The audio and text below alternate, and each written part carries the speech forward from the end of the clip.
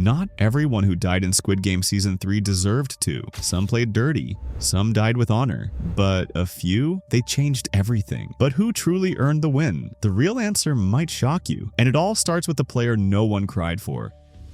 Nam-Gyu used to be a predator. He wasn't just scared, he was deadly. In the start of Season 3, he killed without hesitation. His hands trembled, not from fear, but from the rush. He said it was his greed. So for every blue vest we kill, we're eliminating a red one too. The prize money goes up by 2 for every one we kill.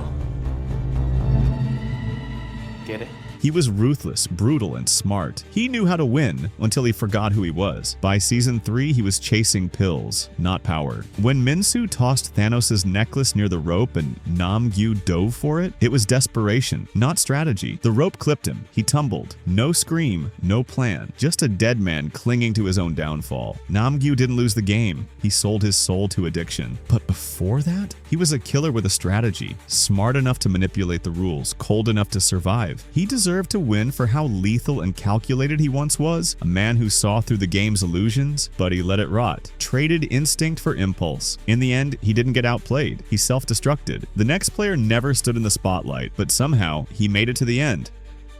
Kim Gi-hun wasn't just strong, he was steady. A finalist with no fanfare, just force. He voted with his group, stayed loyal when it mattered, but when survival was on the line, he made hard choices. In jump rope, he pushed player 349 off the edge. Not out of hate, out of calculation. He moved when no one else would. He made it to the final dinner. Still standing. No breakdowns, no begging. And in the final game, he fought Gi-hun. He wasn't a hero. He wasn't a villain. He was a player who knew what had to be done and did it. Strong, silent, and precise, he had all the tools to win, but no purpose behind them. He didn't die because he was weak. He died because someone else had one more reason to win. But up on that sky platform, one player deserved the win even more. Kim Hyun-tae wasn't a hero. He was a teacher turned survivor. He made it through every round. Red light, pentathlon, hide and seek, jump rope. Quiet, strategic, but never passive. He voted O at every feast. 18 players chose to continue. He understood what it meant to survive and stuck with it. In the final Sky Squid Game, the illusion ends. He almost kills Gi-hun. Points, money, everything on the line. Then Myung-gi shoves him. He begs just before falling into nothingness. He was smart and made it to the end without losing his mind, until he did. He deserved the win, but the game doesn't care who deserves it. It only cares who's willing to cross the line, and he hesitated. The next player didn't have strength or strategy, but somehow she still deserved a win. Seon-yo wasn't just playing Squid Game. She thought she could see the future. In episode 1, she said this to Gi-hun. You only hear them scream louder each day. And you're going to continue to hear them from now until the day that you die. Her words echoed like prophecy, terrifying, final. She won people. Inside the game, she led a cult, convinced players she could see the future, and they followed, blinded by fear, desperation, or hope. Even in Season 2, Mi-hwa changed her vote after speaking to Seon-yo, helping trigger the special game. In Season 2 Pentathlon, she stumbled during Pyeonggi-chigi, but she blamed others, calling them cursed, and claimed she was here to cleanse them. She survived during a moment in hide and seek, not by luck, but by instinct. When Gi-hun nearly stabbed her, she didn't freeze. She lied, fast, told him she'd seen Dae-ho instead, and Gi-hun believed her. She stood in the shadows, silent, expecting spirits to rescue her. When they didn't, she slipped up. She found the escape door, but Jeong-dae slammed it shut. Her faith shattered. As she backed away, Min-soo attacked, not for strategy, but in the haze of guilt, thinking she was Nam-Gyu. She fell without a scream. She didn't just follow the game, she made others follow her. And if that isn't a kind of victory, what is? Seon-yo waited for signs, but the next player didn't wait. He charged in. Park Young-seok didn't just survive, he played for his daughter. He stayed alive in red light, pentathlon, and mingle. Not as a loner, but a protector. He scooped up Hyun-ju and mingle and saved both her and Young-mi from elimination. Then came the rebellion. He picked up a gun, stood with Gi-hun and Hyun-ju, and fired at guards. No hero, just a dad with something to fight for. When he was shot, No Yul saved his life, faked his death, patched him up, and led him off the island. He didn't steal money, he escaped to heal. That's real victory. He didn't need prize money to win. He got the one gift he came for, his daughter's life. But the next player, he wasn't just unexpected, he might be the most shocking finalist in the entire game.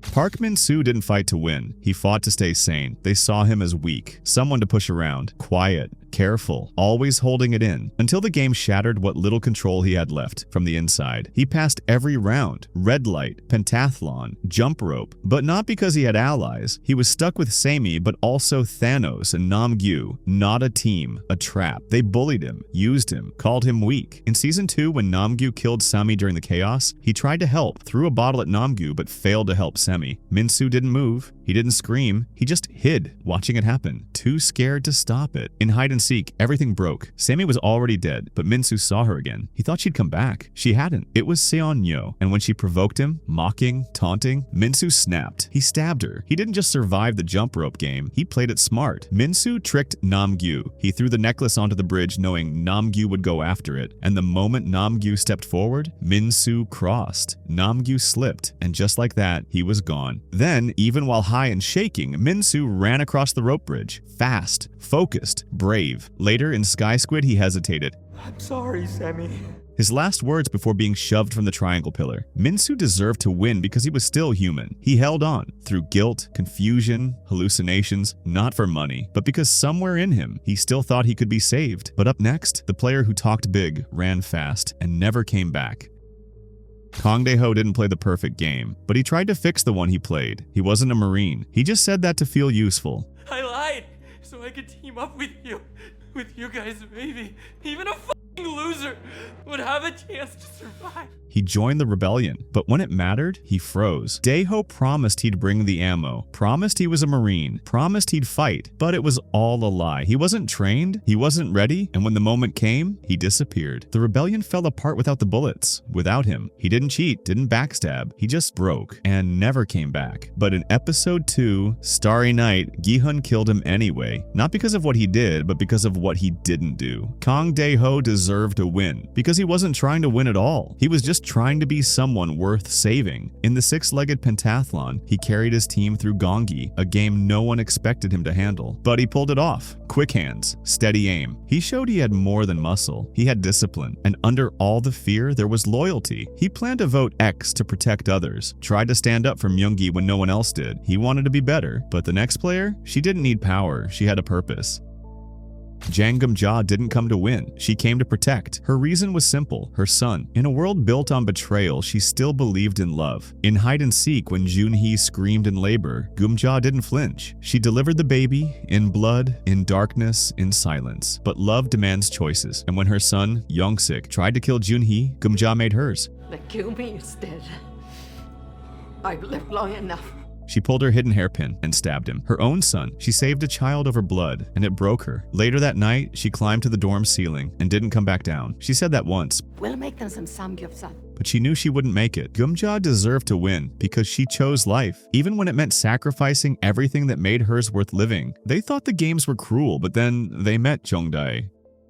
Jeong-dae didn't survive with fists, he survived with numbers. An old man in a young man's game, but he knew exactly how the system worked. He was 10 billion won in debt, and he wanted that prize pool to grow. So every vote, he rigged it. He convinced others to keep playing, not for survival, but for profit. He yelled it like a preacher, and the crowd followed. In hide and seek, when Seon-yo found the exit, she turned to him and was rude to him. She mocked him, again and again, like he was beneath her. He didn't thank her. He locked the door behind her, walked away, let the game claim her. It was revenge. He made deals in jump rope, tried to bargain with Gi-hun in the final game, promised to split the winnings. He lied, he calculated, and he almost made it. Jeong-dae didn't need to kill. He made you do it for him. He understood fear, he understood greed. He played people better than anyone else in the game. He deserved to win, because in a system built on manipulation, he was the last man playing chess. But the next player, she didn't come to win. She came to protect something no one else could.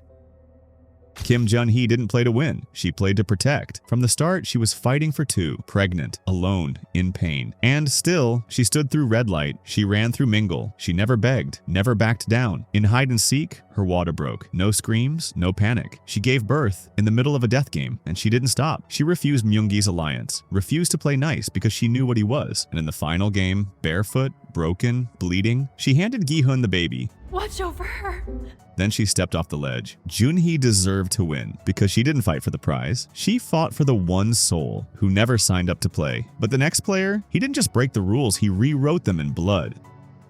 Lee Myung-gi didn't just play the game, he engineered it. Smart, charming, ruthless, a failed crypto king who turned debt into fuel. He watched, calculated, waited for moments other players were too scared to take. In Mingle, he closed the vault door, not to be a hero, but to win. Jun-hee was inches away from being locked out. Young-mi stumbled behind them, screaming. And Myung-gi? He didn't hesitate. He slammed the door, hard, sealing 6 players inside and 1 outside. That decision saved Jun-hee, saved 5 others, but it killed Young-mi. It wasn't mercy, it was math, not kindness. Cold, brutal strategy. In hide and seek, he and Nam-Gyu cleared the field, boosted the prize pool, eliminated threats, cold-blooded, surgical, and it worked. He aligned with Gi-hun when it suited him. Then, in the final Squid Game, he turned, pushed Kim Hyun-tae off the triangle pillar. No regret, just control. He didn't panic, didn't hesitate, until the moment he lost. Myung-gi deserved to win, because in a game built on cruelty, he played smarter, faster, and harder than anyone else. And for a while, he had us all fooled. But the next player didn't win because he was strong. He deserved to win because he refused to give up.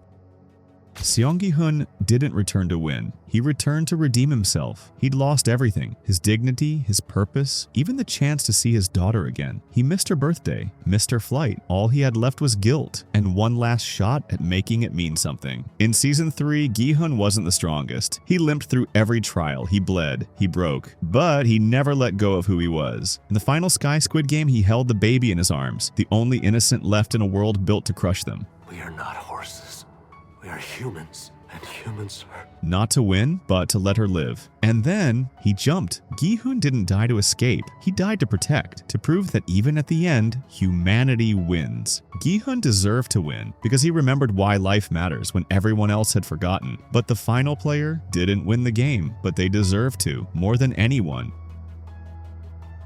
Hyun-ju wasn't just a player, she was the blueprint. Ex-Special Forces. Stronger than anyone, smarter than most. She didn't just react to the game, she planned around it. She trained rebels, took out surveillance, found the escape door when no one else could. In hide and seek, she risked everything to save Geum-ja and Jun-hee. She could have run, but she turned back. And that's when Myung-gi stabbed her. No hesitation, no warning, just betrayal. Hyun-ju didn't die because she lost. She died because she chose to protect. She deserved to win, not just because she was strong, but because she used that strength for someone else. In a game built on selfishness, she was the only one who fought for something bigger. These players deserve to win, but where did they come from? The secrets, the scars, the real past behind the numbers, they're all waiting. Watch our next video, the real story of every player in Squid Game.